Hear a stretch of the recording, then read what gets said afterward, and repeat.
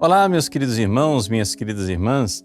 Uma grande alegria estarmos juntos, mais uma vez, para nossas reflexões a respeito da Paixão de Cristo. E com este episódio, gostaria de então concluir essa série de reflexões que nós estamos fazendo para mergulhar neste grande amor com que Cristo nos amou. Quem fala é o Padre Paulo Ricardo e convido você a estar nos próximos minutos, refletindo sobre o grande fruto espiritual que nós podemos tirar na meditação da Paixão de Cristo.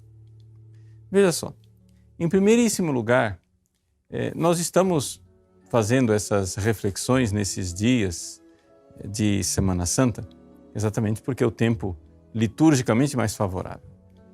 Mas a realidade da Paixão de Cristo, o amor com que Ele nos amou, deve ser uma constante em nossas meditações. A gente precisa sempre, muito, visitar e revisitar a narrativa da paixão. Por quê?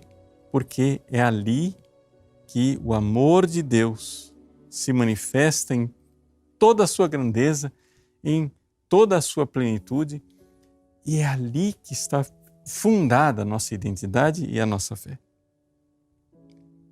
Nós não cremos em Deus, assim, genericamente.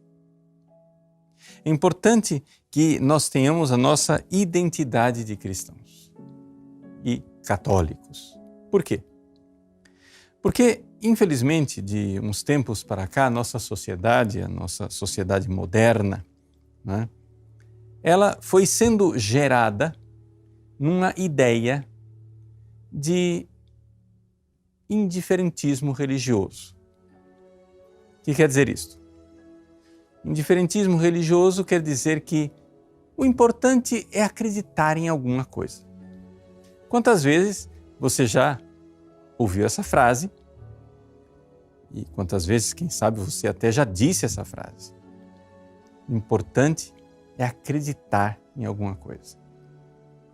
Mas isso é absolutamente contrário à fé católica, à fé que nosso Senhor Jesus Cristo deixou neste mundo, à fé dos evangelhos.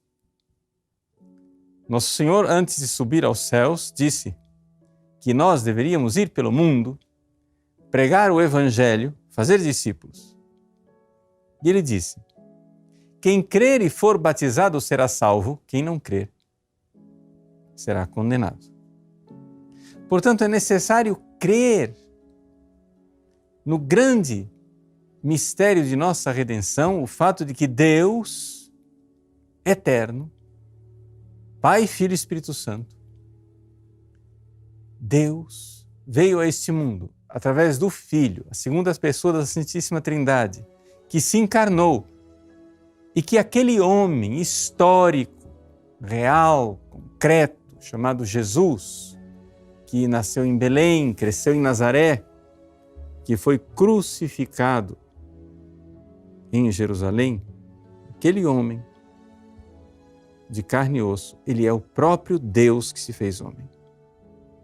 E com o amor divino, Jesus veio para nos tirar do nosso estado de condenação. Vejam, o estado comum no qual a humanidade se encontra é o estado de condenação.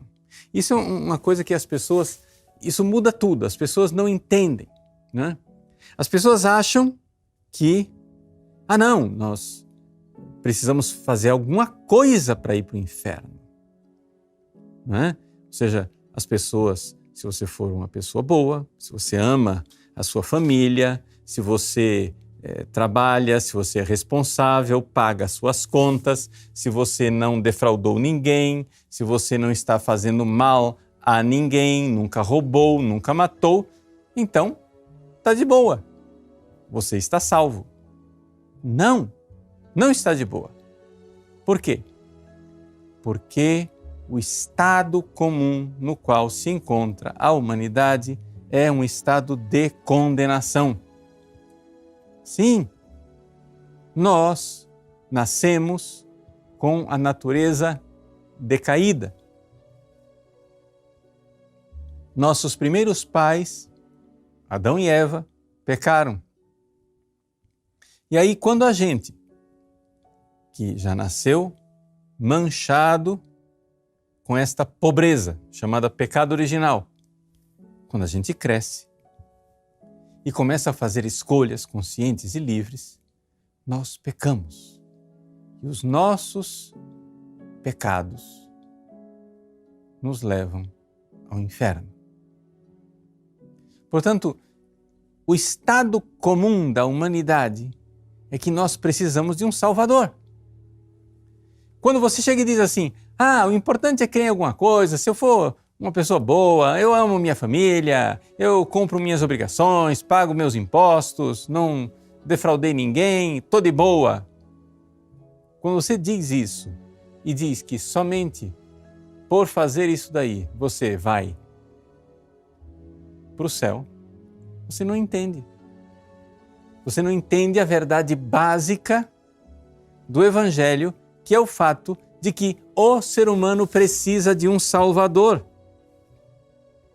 A verdade do Evangelho não é que, vocês não precisam de um Salvador, mas se alguém for bem desgraçado mesmo, assim, caprichado, a serial killer, aquele assassino em série, se você for um genocida, se você for bem sem vergonha, aí você precisa de um Salvador. Não, não é isso. Em lugar nenhum da revelação, Deus nos disse isso. Essa não é a fé da igreja de 2000 anos. Então, nós vivemos numa sociedade em que as pessoas acham que, se eu acreditar em alguma coisa e viver uma vida legalzinha, eu estou salvo. Estamos vendo que isso não pode ser verdade. Isso não bate com nada daquilo que está escrito nos evangelhos, não bate com o ensinamento dos santos, não bate com o ensinamento do magistério da igreja, dos concílios e dos papas, não bate com nada daquilo que a igreja sempre acreditou. Senão, por que é que os santos, missionários, teriam se dado ao trabalho de atravessar os mares para que a gente cresce? Aqui no Brasil, por que é que os portugueses descambaram, atravessaram os mares com seus navios, enfrentando dificuldades, índios, feras selvagens, doenças, para nos transmitir a fé? Nós estamos numa época agora de contágio, de pandemia do coronavírus. Todo mundo fica com medo de entrar em contato um com os outros. Mas aqueles primeiros santos missionários que vieram ao Brasil sabiam que aqui tinha doenças incuráveis, doenças terríveis. Sabiam que por aqui tinha todo tipo de, não somente de vírus diferentes, de doenças transmitidas por mosquitos, tinha feras selvagens, cobras, escorpiões, todo tipo de tragédia. E, no entanto, vieram. E vieram para nos evangelizar, para salvar nossas almas. Nós poderíamos, na nossa mentalidade atual, chegar a dizer, não, fique em casa. Para que ir do outro lado dos mares? Eles creem em alguma coisa. Os índios brasileiros lá, eles acreditam em alguma coisa, em Tupã, sei lá em quê, em que divindade. O importante é isso, é acreditar em alguma coisa. Não, os nossos missionários não disseram isso. Os mártires antigos da igreja, que se recusavam a adorar o imperador romano como Deus, eles derramaram o sangue deles. Mas eles podiam ter dito assim, eles podiam ter, ao invés de aprender de Jesus e dos apóstolos, eles podiam ter aprendido dos homens modernos e dito assim, não tem problema, o importante é acreditar em alguma coisa. Eles acreditam em César, vamos jogar um incensinho ali na frente da imagem de César e está tudo resolvido. Não. Quem crer e for batizado será salvo, quem não crer será condenado. Esta é a fé da Igreja de 2000 anos.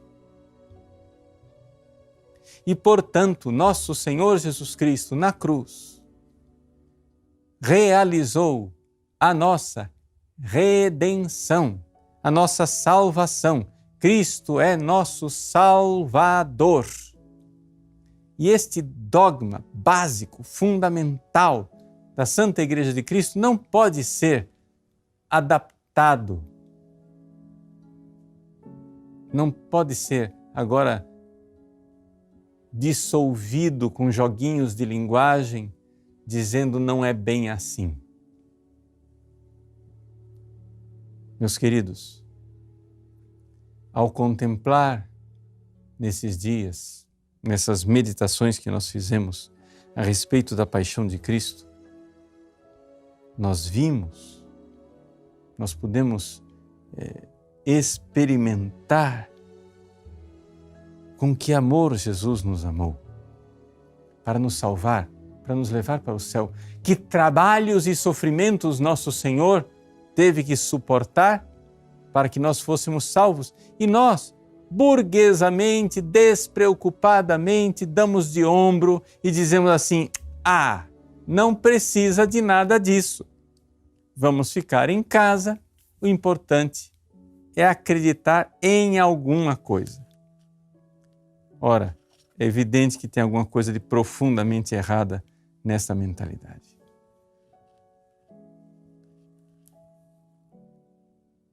Jesus, no alto da cruz, abriu para nós o caminho do céu, o caminho de Deus.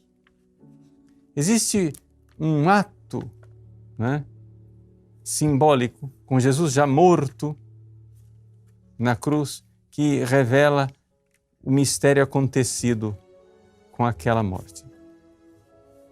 Os evangelhos nos dizem que as últimas palavras de Jesus foram assim: meu Deus, por que me abandonastes? Ali Jesus travava a luta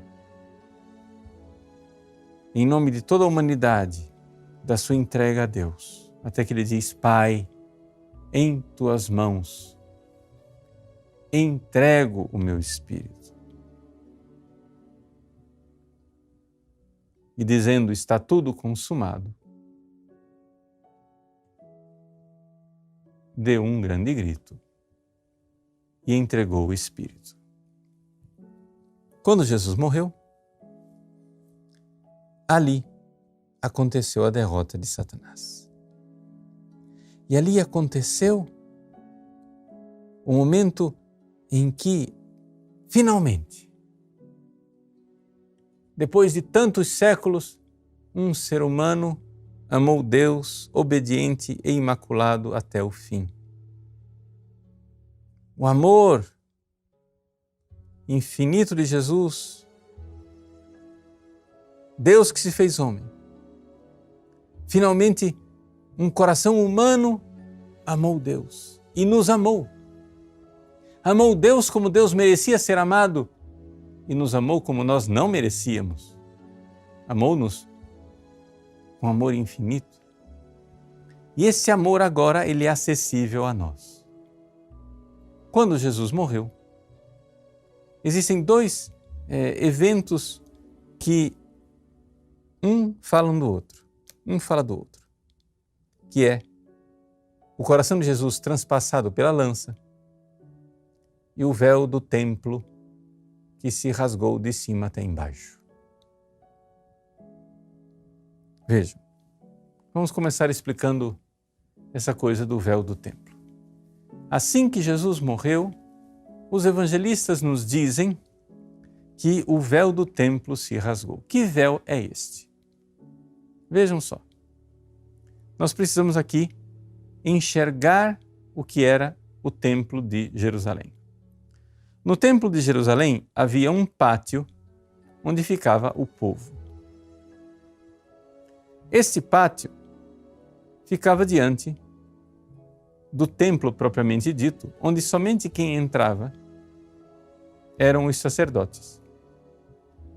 Então, o povo ficava de fora, mas somente os sacerdotes consagrados, oficiando a liturgia, é que podiam entrar no templo. Mas dentro do templo havia uma outra repartição, um outro lugar que era mais sagrado ainda, onde nem os sacerdotes podiam entrar. Só quem podia entrar era o sumo sacerdote, uma vez por ano. Esse lugar mais sagrado era chamado de Santo dos Santos. Ou seja, o lugar sagrado, onde só entravam os sacerdotes, chamava-se Santo. O lugar interior, uma outra repartição interna, mais sagrada ainda, onde só entrava o sumo sacerdote, era chamado de Santo dos Santos. Esse Santo dos Santos, ele era separado do santo por um véu, por uma cortina. Pois bem, quando Jesus morreu, por um prodígio divino, não foi mão humana, foi uma coisa que aconteceu divinamente, o véu do templo se rasgou, se partiu no meio, de cima até embaixo. Isto foi um gesto de Deus para simbolizar que aquele templo já não era mais sagrado, porque agora havia um outro templo, que era o coração de Jesus. No templo antigo, só podia entrar o sumo sacerdote. No novo templo, que é o coração de Jesus, todos terão acesso. E assim, no mesmo momento em que o véu do templo foi rasgado de cima até embaixo, um soldado lá no Calvário pegou uma lança para averiguar se Jesus já tinha morrido de verdade. E com esta lança, ele atingiu o lado direito de Jesus, para chegar até o coração que fica no lado esquerdo. E essa lança deu acesso ao coração de Jesus. Ali se rasgou, sim, o véu do templo, e nós podemos agora entrar no Santo dos Santos. Jesus, o próprio Jesus tinha se referido ao seu corpo como sendo o templo. Ele disse: destruí este templo, falando do seu corpo, e eu o reedificarei em 3 dias. Falando da sua ressurreição. Nós, através deste sumo e eterno sacerdote, nosso Senhor Jesus Cristo, temos agora acesso ao Santo dos Santos.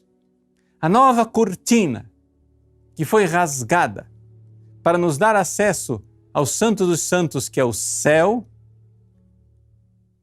é a carne de Cristo, é o seu coração transpassado. Jesus, por ele, pelo coração de Jesus, nós temos agora acesso a Deus. Por que a Igreja Católica insiste tanto no coração de Jesus?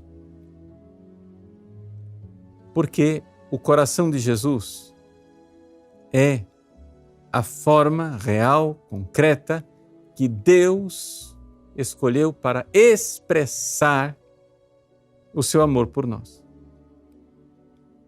Quando nós falamos de coração, é claro que nós estamos aqui usando, não é, uma metáfora. Estamos usando o quê?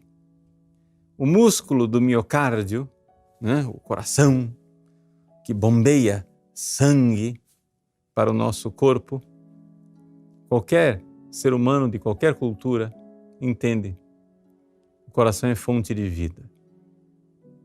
Ele simbolicamente é sinal de vida. Se uma pessoa está viva ou está morta, a primeira coisa que você quer saber é se o coração continua batendo. Pois bem, esse coração, que é vida, ele é símbolo de muitas outras coisas. É símbolo dos nossos sentimentos mais elevados, de amor, de afeto. Quando você vê uma pessoa que você ama, o coração dispara. Mas é símbolo também do amor mais elevado, o amor espiritual. O amor que se entrega, um amor humano que é capaz de se sacrificar pelo outro. Esse coração também é símbolo de um outro amor, do amor divino, que pode habitar em nossos corações quando o Espírito Santo é derramado em nós. Então veja quantas coisas está no coração. No coração está a vida, no coração está os sentimentos nobres, no coração está o amor humano, no coração está o amor divino. Tudo isso está simbolizado no coração. Portanto, quando a Santa Igreja fala do coração de Jesus, a Igreja está nos dizendo que Deus, que é amor, Deus eterno, que é amor eterno, se fez homem para que o amor divino pudesse acontecer num coração humano. E nesse coração a coração da união de Deus conosco, nós possamos ser salvos. Meus queridos, nós precisamos de coração ir até Jesus. É Jesus quem com seus braços abertos diz: vinde a mim. Sim, nós, seres humanos, que vivemos cansados de nossas lutas, de nossas fadigas e ao mesmo tempo cansados com os maus tratos que nós mesmos nos fazemos com o nosso pecado. Nós recebemos de Jesus, de braços abertos, o seu vinde a mim. Com os braços abertos na cruz, Jesus diz: vinde a mim. E a forma que ele disse isso é: tenho sede. Vinde a mim. Ele disse: ainda hoje estarás comigo no paraíso. Foi o que ele disse ao bom ladrão. Esse coração de Jesus, cheio de amor, quer chegar até nós e o seu coração transpassado faz brotar um rio de sangue e de água que nos atinge até hoje nos sacramentos da sua Santa Igreja. Do coração transpassado de Jesus brotou a água, simbolizando a fé e o batismo, primeiro dos sacramentos. Brotou também o sangue, simbolizando a caridade, e a Eucaristia, o maior dos sacramentos. Meus irmãos, sem os sacramentos é muito difícil nós sermos salvos. Por isso Jesus disse: quem crê e for batizado, quem tiver a fé e for batizado, é o rio de água. Infelizmente, na história da Igreja aconteceu há 500 anos atrás uma revolução chamada Revolução Protestante. E o que aconteceu com os protestantes?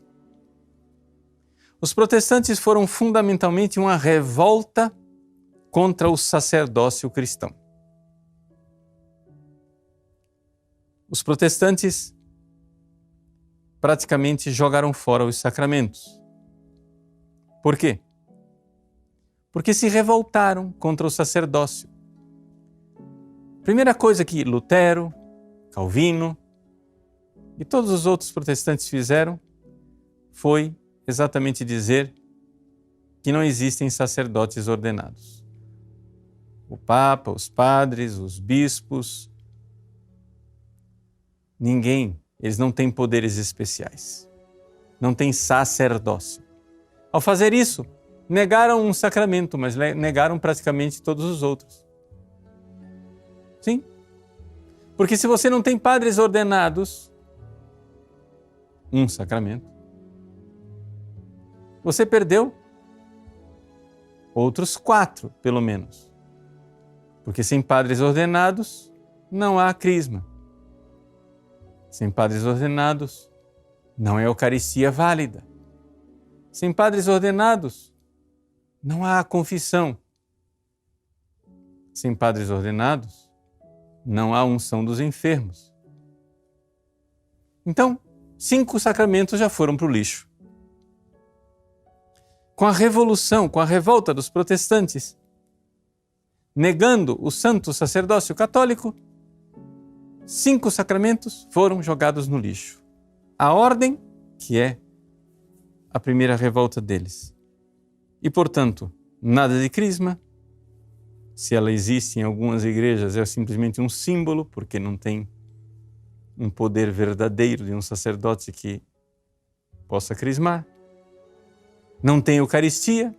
Se a Eucaristia continua em algumas dessas igrejas, é simplesmente um símbolo, porque não há sacerdote que possa verdadeiramente consagrar o pão e o vinho. A confissão, não há sacerdote que possa realmente perdoar os pecados. E a unção dos enfermos. Não há sacerdote que possa verdadeiramente abrir as portas do céu numa extrema unção para aqueles que morrem. O que é que sobrou? Bom, sobrou o batismo e sobrou o matrimônio, o casamento. Mas até mesmo esses sacramentos ficam periclitantes. Por quê? Porque o matrimônio não é reconhecido pelos protestantes como um sacramento. Eles podem se casar e, quando se casam, se são 2 batizados, aquilo lá é um sacramento, mas eles não reconhecem. E sobrou o batismo, que também os protestantes não reconhecem tanto, principalmente os pentecostais. Ou seja, todo o sistema sacramental da igreja foi jogado fora. E ao jogar fora o sistema sacramental da igreja, está sendo jogado fora aquela torrente de graças que brota do peito aberto de Cristo na cruz. Sim, porque Jesus nos salvou no Calvário. Mas agora nós precisamos aplicar esta salvação em nossas vidas. Nesses tempos de pandemia do coronavírus, ficou muito difícil para os cristãos católicos terem acesso aos sacramentos. E isso para nós é uma grande dor. Não é dor pequena, não. É um grande drama, é uma dor mesmo. A prudência pede que as pessoas fiquem em casa para que não haja contágio. Mas nós temos, e a igreja está se empenhando para poder voltar, regularizar, voltar a administrar os sacramentos e novamente os fiéis terem acesso àquela torrente de graças que brota do Calvário, do peito aberto de Cristo. A água do batismo, o primeiro sacramento, o sangue da Eucaristia, maior dos sacramentos. Nossa participação, principalmente nos sacramentos que são aqueles que a gente mais repete na vida, a confissão e a comunhão, a confissão e a comunhão, tudo isso precisa ir aos poucos voltando ao normal e sendo regularizado para que a gente possa retomar a vida católica cristã. Que esses tempos agora em que você não teve acesso aos sacramentos, seja para você um tempo em que você também olha para a cruz de Cristo e para aquele rio de água e de sangue e se sente convidado a se aproximar por Jesus que de braços abertos diz: vinde a mim. É o coração de Cristo que diz: vinde a mim. Vamos para esta fonte de graças e vamos não somente nós mesmos, mas vamos também rezar, oferecer nossas orações, sofrimentos e sacrifício para que tantos e numerosos homens e mulheres afastados de Cristo possam se aproximar desta fonte de graça que brota do sacrifício de Cristo na cruz. Grande alegria de ser católico, embora sofridos e atribulados, mas um grande momento de salvação e de providência divina. Aproveitemos esta fonte de graça, aproximemo-nos do coração de Jesus. Deus abençoe você, em nome do Pai e do Filho e do Espírito Santo. Amém.